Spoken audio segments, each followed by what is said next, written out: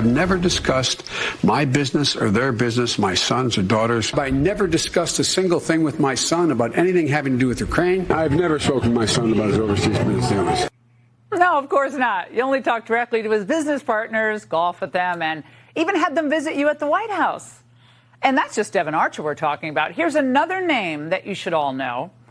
Eric Schwerin, Hunter's former friend and longtime business partner. Now, we've told you about him before. At about the same time frame that Hunter Biden was entertaining hookers, doing coke, and participating in orgies, his longtime business partner, Eric Schwerin, visited the White House at least 8 times. That was in 2016, meeting with then Vice President Biden's chief of staff, Steve Ricchetti.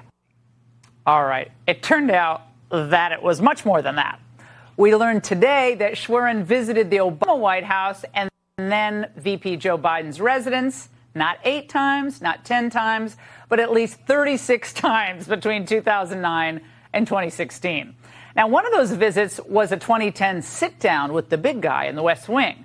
We also know that Obama appointed him not once, but twice to the Commission for the Preservation of America's Heritage Abroad.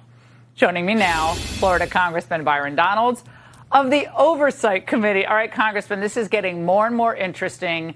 Do you expect Mr. Schwerin to be brought in front of your committee for further questioning? Well, Laura, good to be with you. He definitely needs to come before us. He needs to have some questions asked as well. And Laura, let me paint a quick picture for the American people. We know there's a web of corruption around Joe Biden. We know Hunter Biden is the bag man. But whether it's Devon Archer, Mr. Schwerin, or even, let's go back in the past, Tony Bobulinski, all this is doing is filling in the narrative of the corruption that has surrounded Joe Biden for what appears to be now at least a decade. Well, one of your Democrat colleagues actually made something of a concession about all of this yesterday. Let's watch. If Hunter Biden committed crimes, he should be held accountable for them. What we saw from the Archer testimony was a very unflattering portrait of Hunter Biden's judgment and business dealings, but no material involvement from Joe Biden himself. It is smoke that the Republicans are trying to gin up and yet no fire, and they're desperately trying to redirect Americans' attention away from the most important indictment in American history, which is Donald Trump's. All right, Doogie Howser seems to always bring it back to Trump. So this might have happened, but it wasn't material, and Trump's even worse. That's what their argument seems to be now, Congressman. That's going to continue to be their argument. I mean, it's flat out wrong, but that's their argument. We know what happened here. Hunter Biden and Joe Biden set up accounts, set up LLCs. They were hiding money, concealing money, transferring it all over the place. Hunter Biden's traveling the world when Joe Biden is there. He leaves the country when Joe Biden leaves, and all of a sudden money shows up.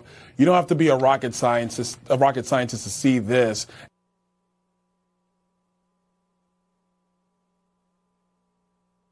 More damning than any of them.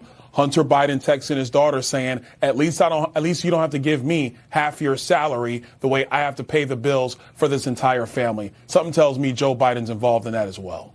All right, Congressman, thank you.